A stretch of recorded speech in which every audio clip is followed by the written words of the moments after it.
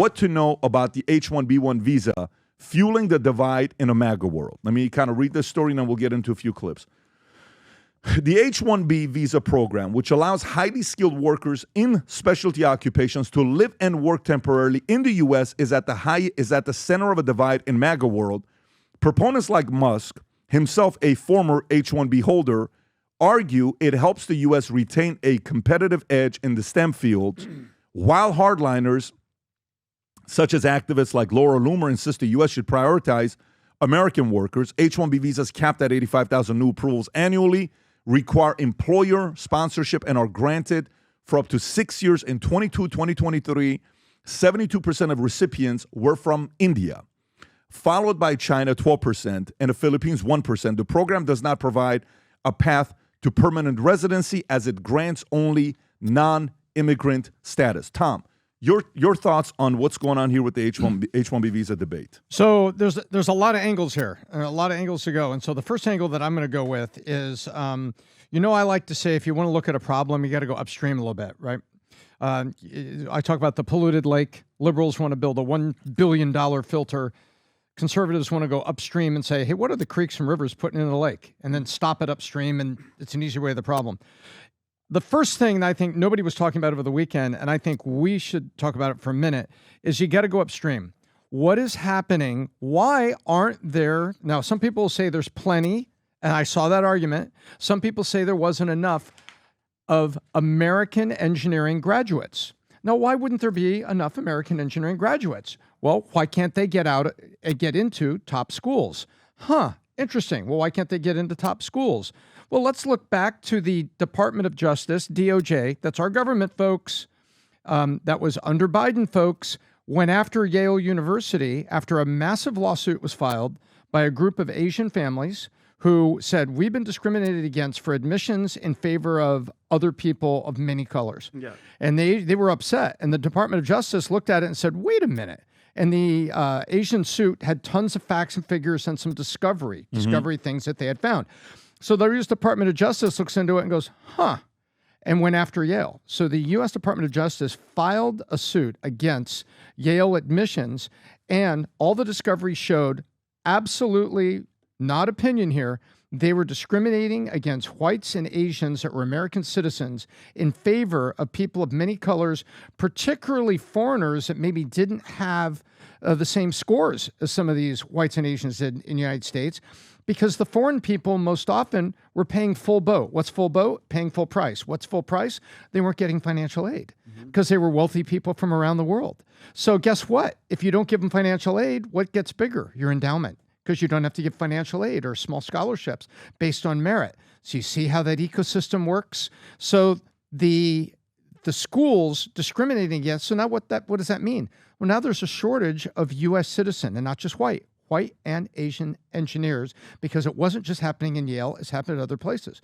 So the supply is down because schools have been discriminating against U.S. citizen, so now the supply is down. That is a fact, absolute fact, including and discovery brought by U.S. Department of Justice. Now then, you go into part two. Okay, well, that doesn't mean that H-1Bs are innocent. They're not. I looked at it up, and H-1Bs, they do underpay often. They do lock up a person with their sponsor, so it's very hard to change jobs.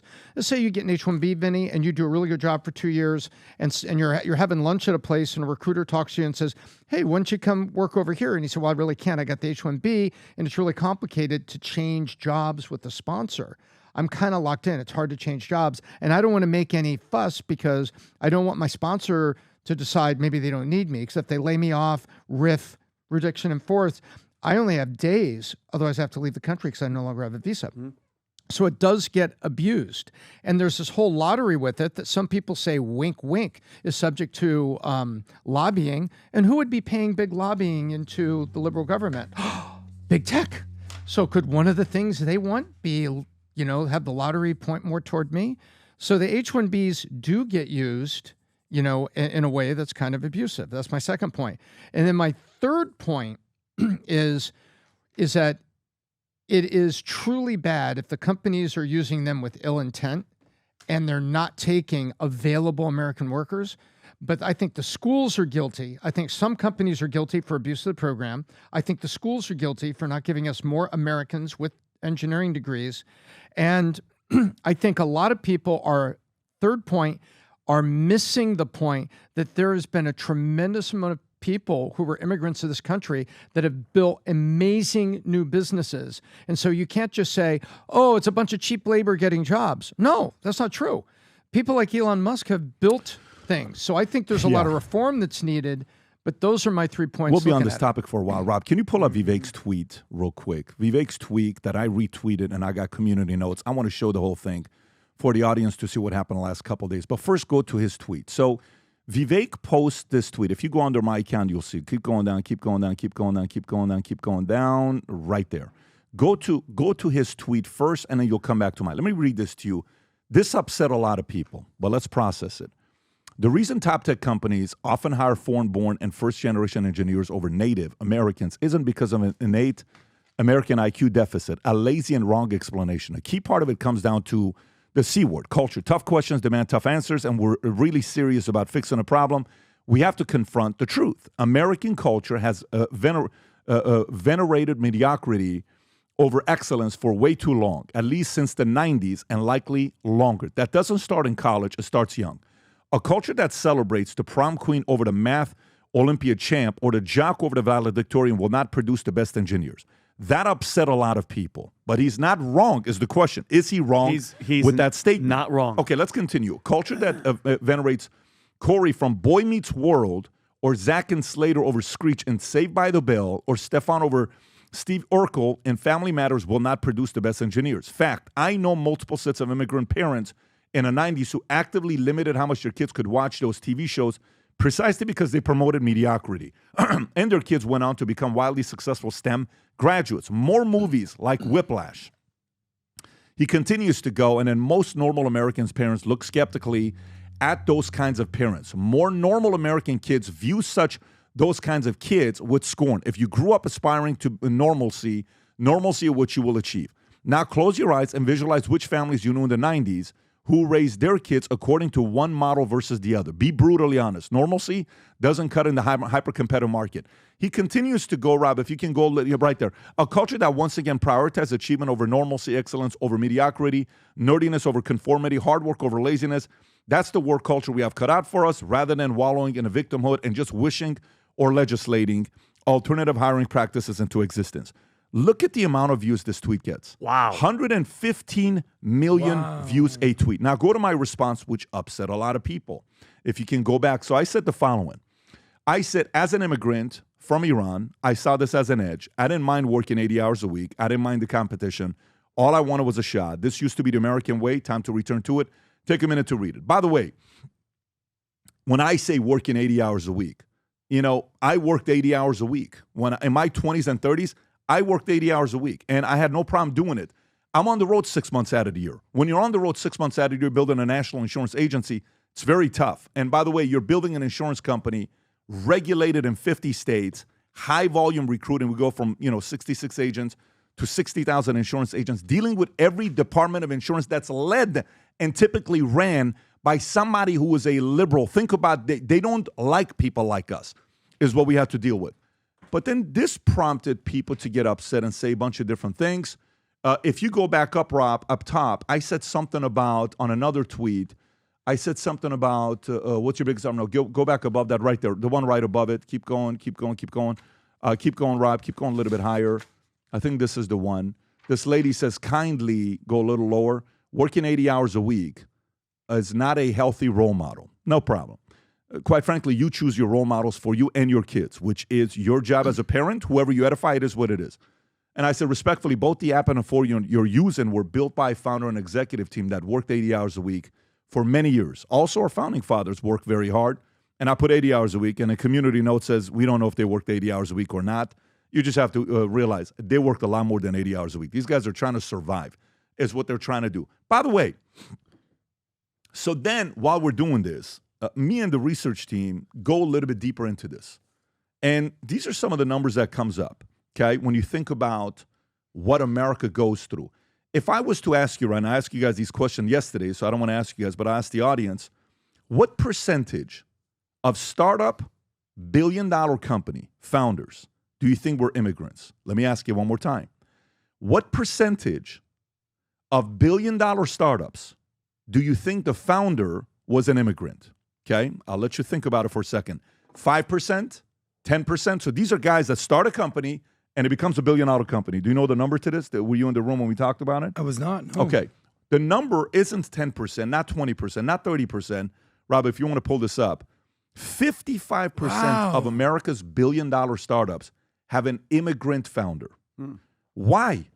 Now, here's what some people will say. They'll say the H1-B visa takes job away from Americans, but anybody can start a company.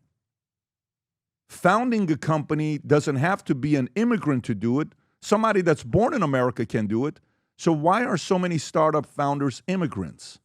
Then when we went and looked at to see what percentage of Fortune 500 companies are ran by immigrants or their child. So meaning you came here in 60s, you started a company in 70s, your son ends up building a company that becomes a Fortune 500 company. You know what that percentage was?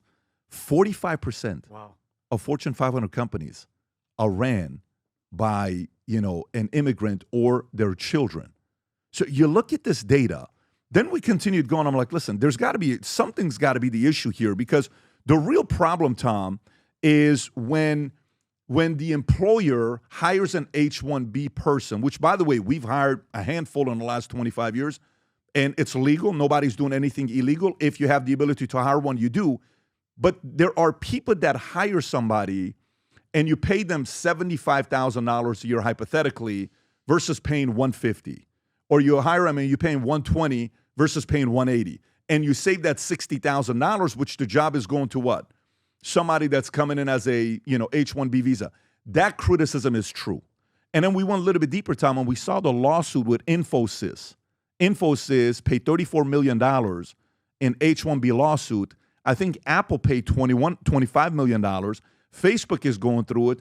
And do you know who sued the Trump administration in 2017 on H1-B visas? Amazon. Do you know what company hires the most H1-B visas?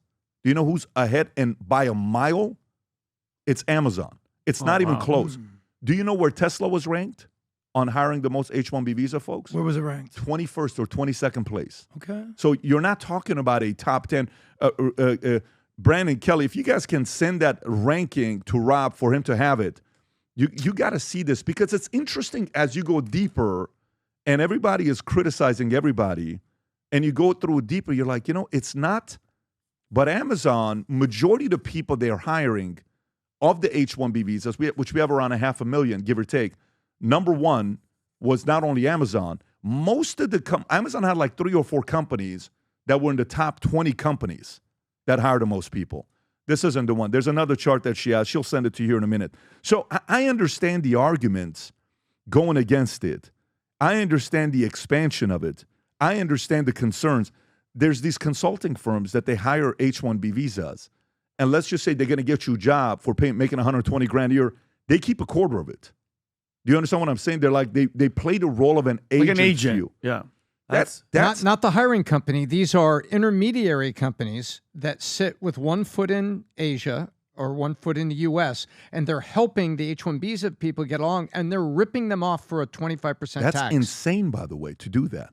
That's They're not ripping away the employer. They're getting the employee. Yeah. Correct. So it's not typically if I choose to hire your agency, the Oshana recruiting firm, and you find me a C-suite executive, I would pay 25% on the salary of your one. Yeah. Let's say the person's $300,000. You find that person for me. I hire him. I give you $75,000. Wow. But what they're doing is, if they Taking it find from you the a job person. for $200,000, they're keeping the $50,000 wow. every year on the salary. Wow. Which that right there, by the way, if you look at the H-1B visas, Amazon's first place, then it's Cognizant, then Ernst & Young, then you see Microsoft fifth, then it's Google, then Meta, then Infosys, HCL, Walmart, Apple, Amazon, again, Intel, IBM, JP Morgan, Accenture. You got a few other companies. Then look at Tesla, 22nd place. Then again, Amazon. So Amazon's on there multiple times for their companies on the list of most H-1B visas. Tom, you were going to say something. Yeah, I was going to say this doesn't reflect well on my me admitting my temper here, but I once had a call from a guy that represented himself to be a IT recruiter.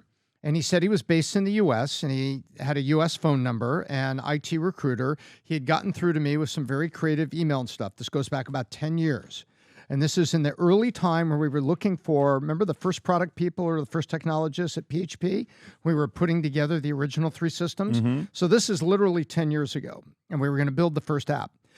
Over the course of 2 phone calls, I suddenly realized he was an intermediary.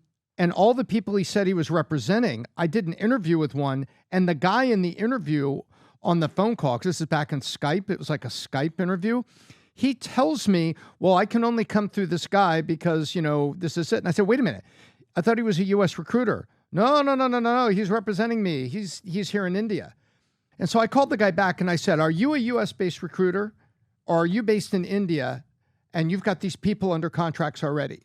He said, well, I got them under contracts. I lost my temper with him because he had lied to me. I called him a pimp. I said he was, I remember I used that word. I said, you are a worthless pimp. I remember it. I was so upset with him because I had just interviewed a couple of people that were well-meaning people that just wanted to get a job in IT in the United States on product. And I lost it. So I'm confessing here I lost it, but it was one of those people. This is real, and they take advantage of those. They do that. And the deeper we get in, this is a problem.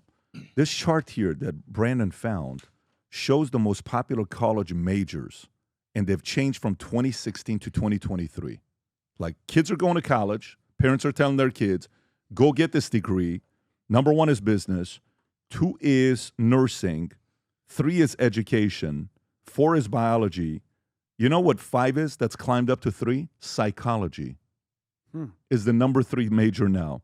You know, engineering used to be 6th place in 2016. You know where it's at now? It's at 9th place. Whoa. Why would you tell your kids to not become engineers? Right there, look at that. The chart, it's dropped. Zoom in a little bit, Rob, so we can see the majors on the left. You see how psychology, the purple from 5th place goes to 3rd place? Keep going lower. Engineering drops. Close the chart on the left, Rob, if you can, the X. Yeah. If you go and look at the left, you'll see engineering was 6th. See the dark purple? Drop down to 9th place. Criminal justice stays around the same place. Computer science stays around the same place. Accounting, computing stays around the same place. Now, if you go and look at STEM, countries against U.S., Rob, if you can pull up this other chart, how we rank against other countries in STEM. Keep going up, the other way, Rob, the other way. Yeah. Keep going.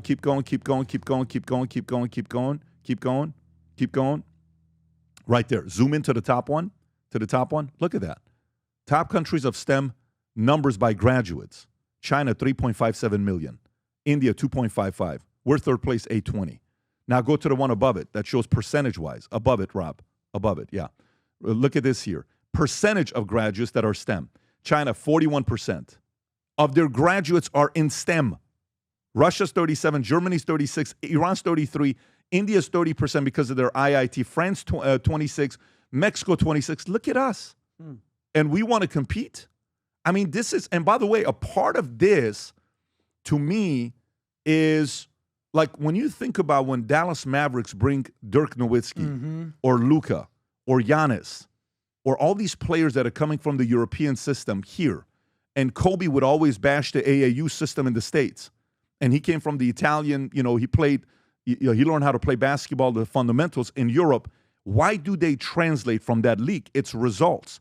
So my only concern with this argument is, yes, keep the jobs in America. Yes, give the jobs to American graduates. Yes, make it competitive here. And if some of these guys are coming here that are the smartest people, why not keep them? Why not recognize them? Why not respect the fact that they create jobs? One of the tweets, I said, our founding fathers, a guy responds back and says, those are not your founding fathers.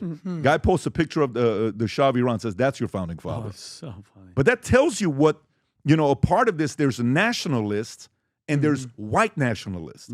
White nationalists, Vinny, don't want people like us here. I know. They just don't. White nationalists are a very different model, and they can have that argument, but this got very ugly very quick. Yeah, no, you're spot on with the white nationalist thing. So what I'm concerned about is you made an amazing tweet because your prediction has basically come true, what they're doing to basically divide and conquer Trump versus Elon. That's what I'm focused on. Can you turn me up a little bit, guys? But it's sort of what you've seen the comments that are being made by Steve Bannon and Stephen Miller. They're sort of, What do you think about it? So here's what I'm thinking. Can I read the tweet so the audience knows, please and then do. I'll go to Please you? do. So here's what Steve Bannon said. Steve Bannon said, let me be clear on H1-B. I want zero. The whole thing is about, they're only geniuses, H1-B visas. That's not what it's about. It's about making American jobs and bringing over essentially what have become indentured servants at lower wages. The thing's a scam by the oligarchs in Silicon Valley to basically take jobs from American citizens, give them to what become indentured servants from foreign countries and pay them less. Simple. That's what he said. And he does have a point right there. There is a point to basically what's happening with these guys with these H-1B visas. You said, you can pay them less versus an American. Oh, yeah. By the way, definitely happen. By the way, I know people who basically outsource jobs and say, well, I can pay an American worker here $30 an hour. I can pay some guy in the Philippines or in India $4 an hour. So it works both ways. But what's happening with MAGA versus Musk, it's sort of like MAGA 1.0 versus MAGA 2.0. Who's MAGA 1.0? The guys that have been there 10 years versus the people that have been there basically 10 months. So you have the nationalists that you talked about right there. So you have the working class people, the America first that want to put America first. They're sort of the populists. They're the protectionists. You might almost say isolationists. MAGA 2.0, the people that have basically been there for 10 months versus 10 years. These are honestly former liberals, some of them. They're tech people. A lot of them are billionaires. They're the elites. They're a different form of MAGA. So the interesting thing here is when you do politics, you want to have a big tent party. Hey, we need your votes. We need your votes. We need your votes. Okay, we got your votes. And now you're like, yeah, get the hell out of here. Hold on, I'm sorry. You don't want Elon Musk? You don't want Vivek? Elon Musk gave how much money to Trump? $200 billion? All of a sudden, he's the bad guy?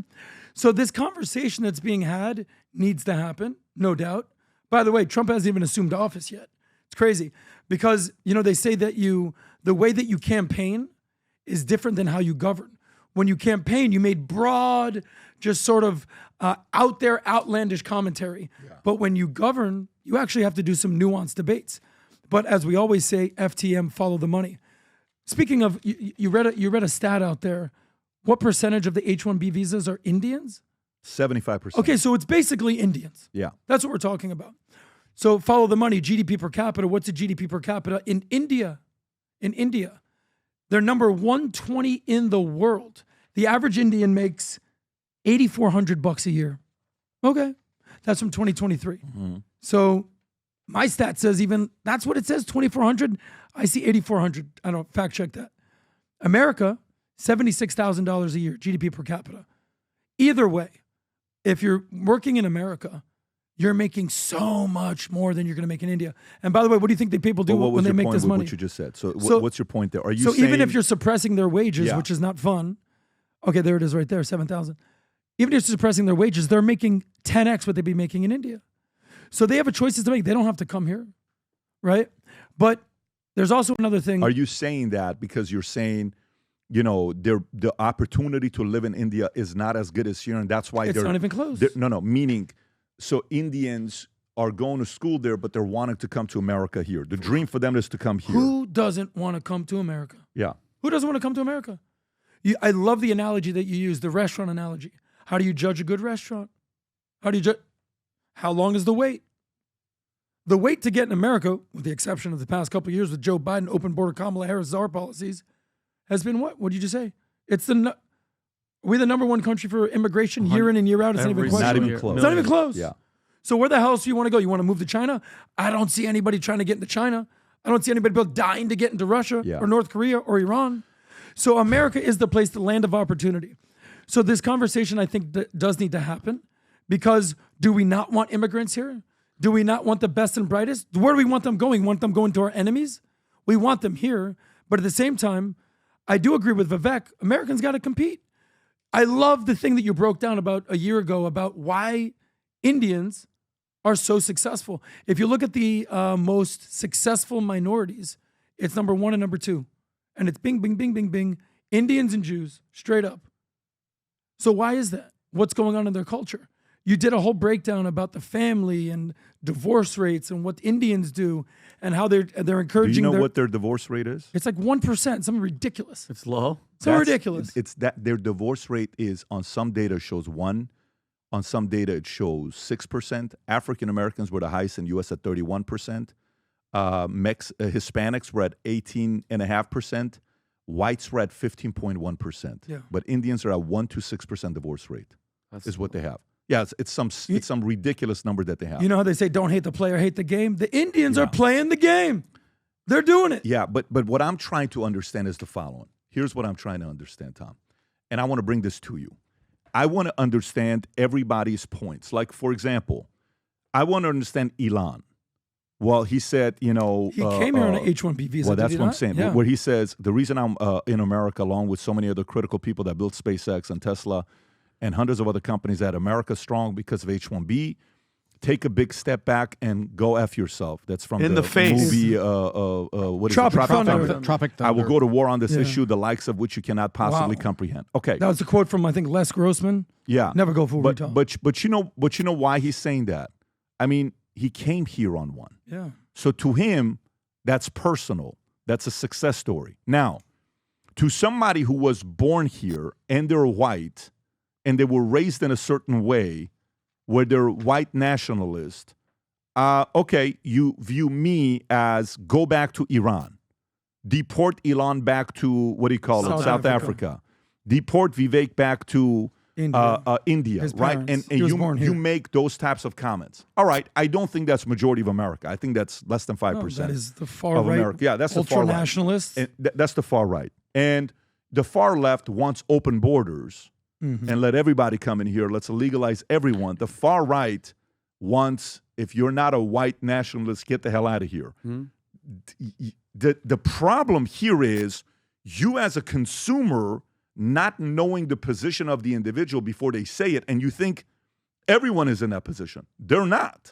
Not everyone's in that position. So this is why it's caused a little bit of confusion. I'm reading a book right now by Robert Half about how recruiting firms were grown in the 80s.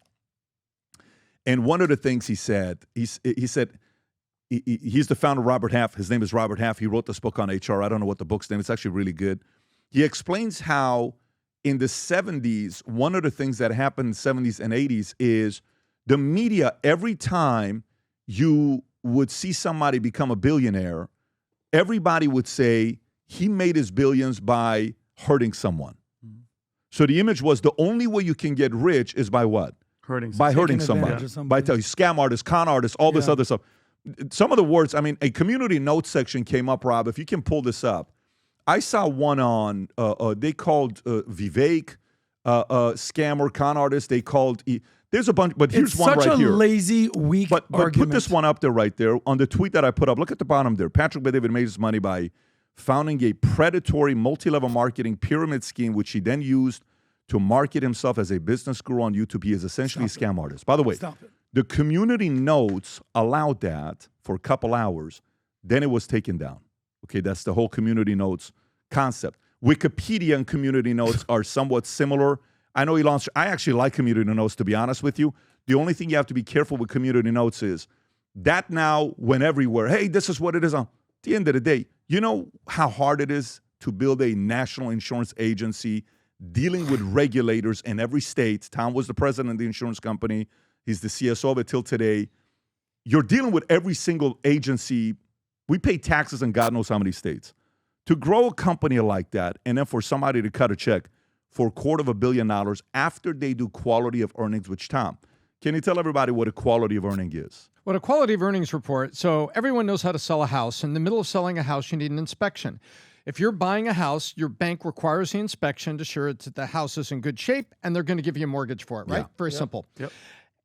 An inspection times 1,000 is a quality of earnings report that gets done on your business. So they say, hey, we like to do an inspection. And part of that inspection is going to be quality of earnings. What do? They're looking for fraud. They're looking for offshore bank accounts. They're looking for transactions They going back to the literally owner. go through your bank account and watch every single Correct. expense, anything you ever bought, purchased, personal, everything. Everything. Wire it's like transfers. a forensics. It's like Wire a forensics. transfers. But you have from- to do it. You're about to cut a $250 million Exactly. check. So think of it as you're selling a company and the inspection, the house inspection to sell that company is called a quality of earnings report. And it only gets done by people like PwC and Accenture, big companies. You sell a company for more than $50 million, it is a big inspector. It takes months to do. It costs at least $250,000 in my experience. That's what it costs. And guess who pays that? You. If you're selling your company, you have to pay that before it closes. So guess what? If the deal falls through, the economy crashes, they can't get their loans. It's an audit. Guess what? You have to pay it anyway. But here's the point. So if a person's never gone through building a business or selling it, I don't blame you for not knowing. How could you not know what a quality of earnings is? How can you not know? Like, for example, I don't know what it was to, mother's labor, all this stuff. Then I saw my wife have 4 kids back to back to back to back, all without, what do you call it, Pitocin, without epidural. I'm like, oh my God. The level of respect for your wife goes up when you watch them give birth.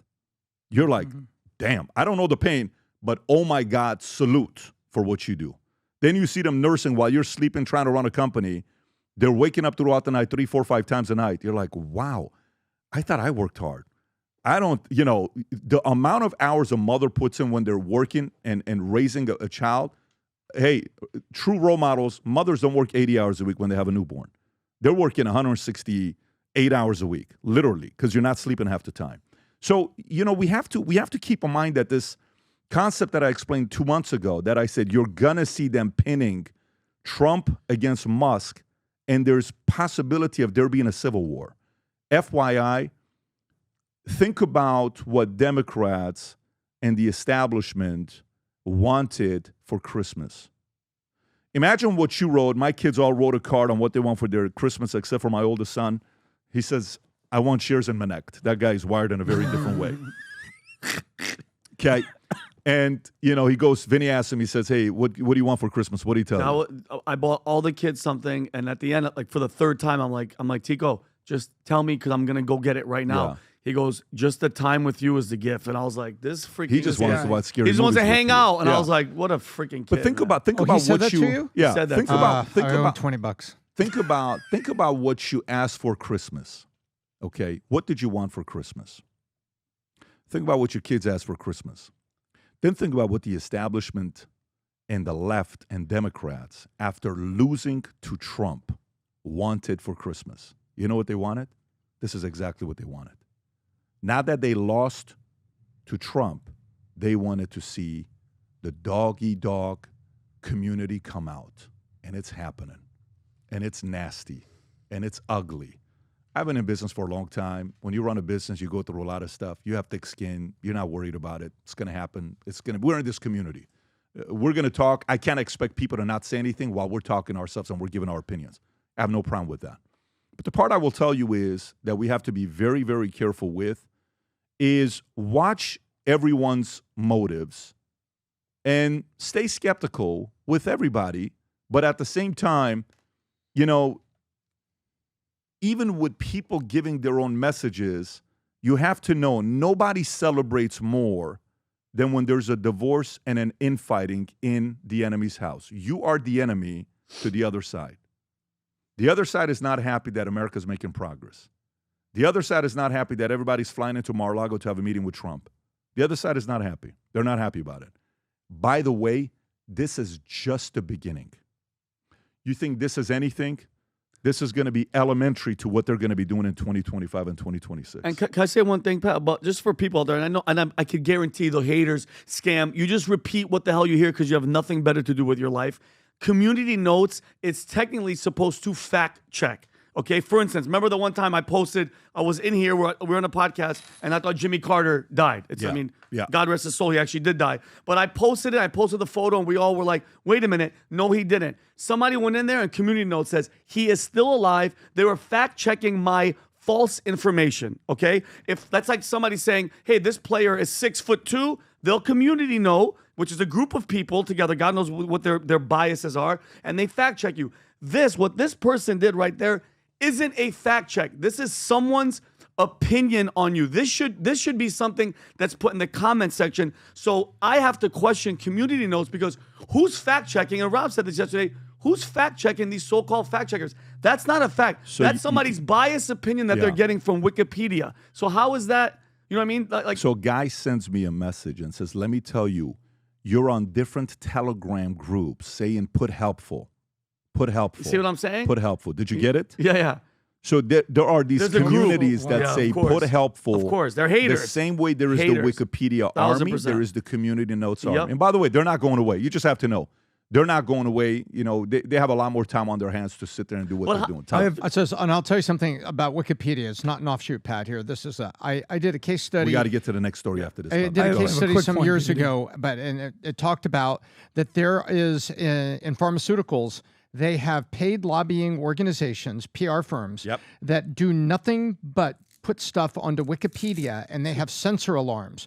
And the censor alarm is what it was described to me as soon as something is posted on a Wikipedia page, maybe for a drug, they see it and look at it, and they go in it and they attack it. And they have multiple PR firms that attack it and change it to what they want. This is the whole AstroTurf side of gaslighting. And so Wikipedia is not a good thing, and in my opinion, it's not particularly credible because of what has happened and the fact that these things are really going down.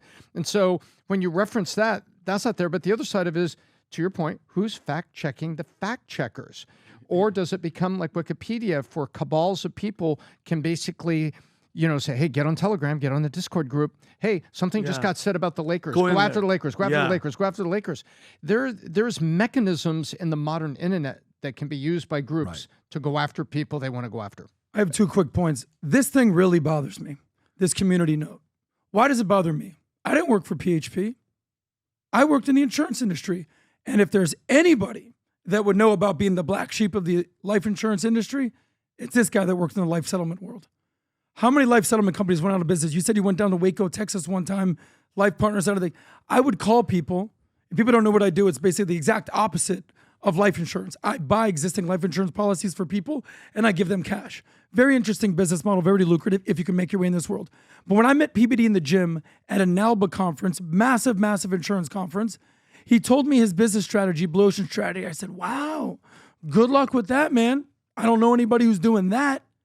So what I do know about the life insurance business is that every 2 years you have to do continuing education to go out there and recruit by law, and start a business and start with a blue ocean strategy recruiting Latina females in a business that is predominantly old MPS, what I call male, pale, and stale. Old guys, no offense, Tom, I love you too. And then recruit and build a business. How many licensed agents has you built? 40,000 agents you've recruited? 60,000. 60,000. Who's counting though? And then to go out, and I know a lot of these agents have become good friends with them.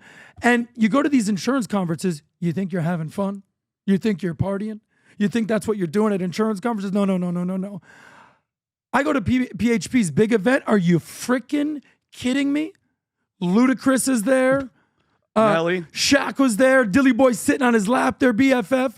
Nicky Jam is doing his thing. Nelly, it's getting hot up in here at 9 a.m. What the hell's going on with that? I appreciate that, but let's go. No, but the point is this. It's so easy for someone like, he is a scam artist. They have no idea what the kind of effort that you put into this. But let me tell you, though, all I'm saying to you is I don't have a problem with anything anybody is saying. They have the right to say anything they want to say. I think one of the best things a young man can do is get into sales and work your ass off and be in an opportunity where you can train, speak on stage, be a sales leader, whether it's, there's a lot of companies that are recruiting model companies, New York Life, Keller Williams. You got a lot of these companies that Primerica, they can do very good things for you to go out there and learn. Do it. But it's not for everyone. The only thing for me with this was the model of community notes. All the other stuff, nothing. Water off my back. Totally understand. And you don't I mean I stand up for you. You can stand up for yourself. You're a big boy. It bothers me because as you're saying, hey, I don't have a problem with this. I do have a problem with this because it's lazy, it's weak, and you're just talking shit online. It's not going away. Just so you know that. And moving on. This will not be the first or the last time. Totally this is understand. Happen for many, many but years it's to come. weak and it's right. Okay. The last thing with Trump, by the way, you know what we say? Basically, this is going to come down to Trump. What he said about H1-B visas? You heard his quote? Because we didn't address Trump, and I'll do this real quick. Trump said, I've always liked the visas. I've always been in favor of the visas. That's why we have them. I've have many H1-B visas on my properties. I've been a great believer in H1-B. It's a great program. By the way, we always talk about who's the last person in Trump's ear. Who's the last person in Trump's ear? Likely, it's Melania. Fun fact, 2 out of 3 Trump's wives, foreigners, immigrants, legally, Melania and his first wife, Ivanka. So he respects. He's pro legal immigration. He always We're going to build a wall You have to with a big, beautiful the door. part with and hot Trump chicks. is when Trump said to Hillary in the debate, when they said, he uses all the tax cuts and all this stuff, and he barely pays any taxes. Says, yeah, absolutely. So do all your donors. Yep. If you don't like it, do something about it. How come you haven't all these years? So, yeah, there's not. The only thing is the argument about H1-B that you have to hear, it is broken. The current system is broken. The lottery system doesn't make sense. We're not getting the best. We're paying them less than somebody that can do the job here. The offer has to match the same. You have to identify the people that are abusing the middlemen, that are taking the money out. That model has to change. And in my opinion, there's nothing wrong with the good talent coming here. Don't bash those people that are coming here. Fully agree. They love America. Yes. Some of the guys that are coming here from some of these countries and they're bashing America and you owe me this and F you and, the illegal immigrants, totally get it, 100%. But a lot of these guys come here, they love your country and they want to make it their own. They want to be able to say they're American. And my suggestion is to be open to that idea. That's what made this place the melting pot. FYI, you know who came out with the H-1B visa program? I think President it was Bush. George Bush, the 1990. first Bush in 1990. Yeah, the first one. This is the last chance here for the end of your sale with VTmerch.com. If you haven't yet ordered, we have so many different things with 50% off. The flip-flops right now are $22. The blue future looks bright. There's so many. Obviously, the sizes is the challenge, but if it's got your size, this is your chance to get a bunch of discounts for yourself. And for the first 50 orders, you will get these new Future Looks Bright gold and black keychain that came with Valuetainment logo on it. And on the back, it says Future Looks Bright. First 50 orders, you're going to get these keychains. So go ahead and place your order. If you enjoyed this video, you want to watch more videos like this, click here. And if you want to watch the entire podcast, click here.